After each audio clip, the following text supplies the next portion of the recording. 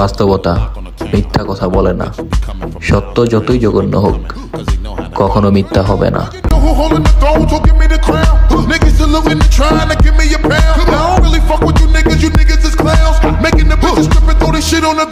আসসালামু আলাইকুম, hello viewers, welcome to my YouTube channel. কেমন আছেন সবাই? আশা করি আল্লাহর রহমতে সবাই ভালো আছেন। আবারও চলে আসলাম নতুন এক ভিডিও নিয়ে আপনাদের মাঝে।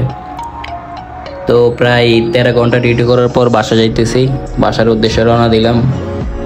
অনেক পরিশ্রম, ক্লান্ত শরীর নিয়ে ডিউটি করতে হয়। যাই হোক, কোনো সমস্যা নাই, আলহামদুলিল্লাহ। তো যাওয়ার সময় সবাই একটু মজা করতেছে, কেননা 13 ঘন্টা ডিউটি করার পর মন মানসিকতা এমনি খারাপ থাকে, মজা করলে একটু ভালো লাগে।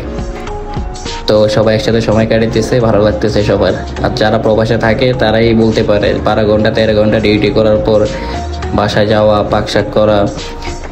যাই হোক, এত কিছু শুধু একমাত্র ফ্যামিলির জন্য, নিজেরা ভালো থাকার জন্যই।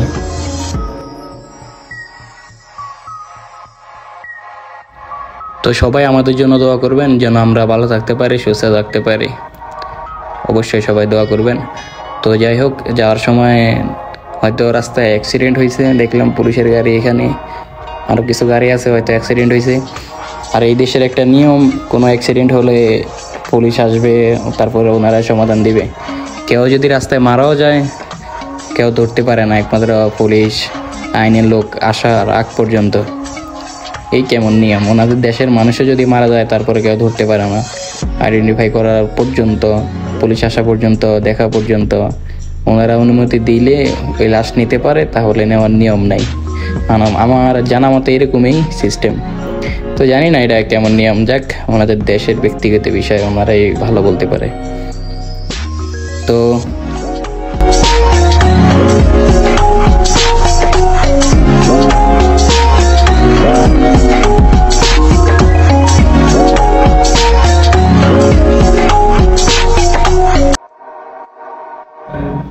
তো ওই ভিডিওটা হলো রিয়াদ, সৌদি আরবের।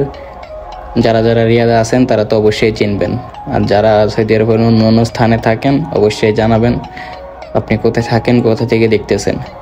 তো ভিডিওটি ভালো লাগলে অবশ্যই লাইক করবেন, শেয়ার করবেন।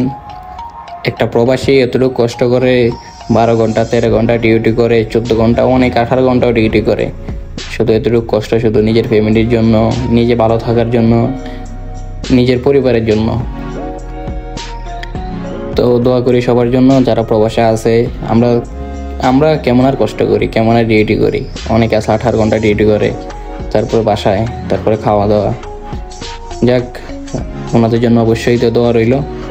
যারা প্রবাসে আছে সবার জন্যই দোয়া রইল। আর সবাই আমাদের জন্য দোয়া করবেন যেন সবাই ভালো থাকতে পারে, সুস্থ থাকতে পারে, সুন্দর মতো কাজ করতে পারে।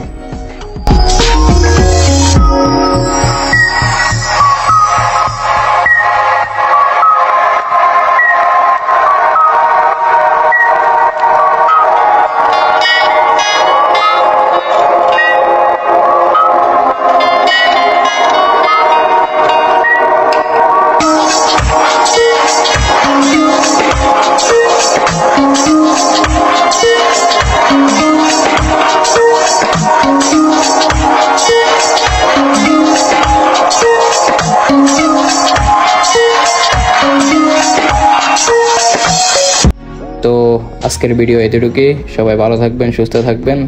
অবশ্যই ভিডিওটি ভালো লাগলে লাইক দিবেন, শেয়ার দিবেন। দেখা হচ্ছে ইনশাআল্লাহ নতুন এক ভিডিওতে। আসসালামু আলাইকুম, আল্লাহ হাফেজ।